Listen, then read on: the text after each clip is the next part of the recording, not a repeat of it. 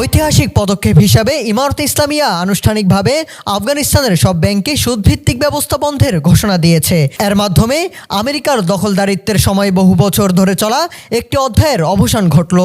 একই সঙ্গে এর পরিবর্তে চালু করা হয়েছে একটি পূর্ণাঙ্গ ইসলামী আর্থিক ব্যবস্থা। আফগানিস্তানের গণমাধ্যমের তথ্যমতে দেশটির সব সরকারি ও বেসরকারি ব্যাংকের জন্যই এই সিদ্ধান্ত প্রযোজ্য। শরীয়তসম্মত নীতির সঙ্গে সামঞ্জস্য রেখে ব্যাংকিং খাতকে পুনর্গঠনের একটি সামগ্রিক উদ্যোগের অংশ হিসাবে এ পদক্ষেপ নেওয়া হয়েছে। এ বিষয়ে আফগানিস্তান ব্যাংকের ব্যাংকিং ও আর্থিক সেবা বিভাগের প্রধান ডক্টর লুৎফুল্লাহ খায়ের খাঁ বলেন, দেশের কার্যরত সব বাণিজ্যিক ব্যাংক থেকে সুদভিত্তিক ব্যবস্থা বিলুপ্ত করা হয়েছে।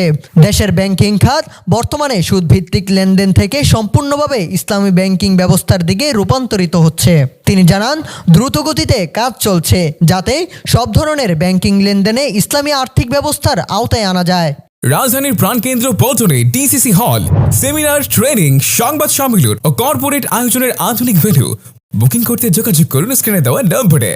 এই পদক্ষেপ আফগান অর্থনীতির কাঠামোয় একটি বড় ধরনের পরিবর্তনের ইঙ্গিত দেয়। আশা করা হচ্ছে নতুন এই ব্যবস্থা আর্থিক স্থিতিশীলতা নিশ্চিত করবে, ব্যাংকিং খাতে আস্থা বাড়াবে এবং ইসলামী মূল্যবোধের সঙ্গে সামঞ্জস্যপূর্ণ ভিত্তির উপর অর্থনৈতিক প্রবৃদ্ধির নতুন সুযোগ সৃষ্টি করবে। উল্লেখ্য, আফগানিস্তান ব্যাংক এর আগে জানিয়েছিল ইসলামী ব্যাংকিং নীতিমালা অনুযায়ী সুদ গ্রহণ ও প্রদান নিষিদ্ধ। এ কারণে দেশের প্রচলিত ব্যাংকিং ব্যবস্থা ধাপে ধাপে শরীয়তসম্মত ব্যাংকিংয়ে রূপান্তর করা হচ্ছে।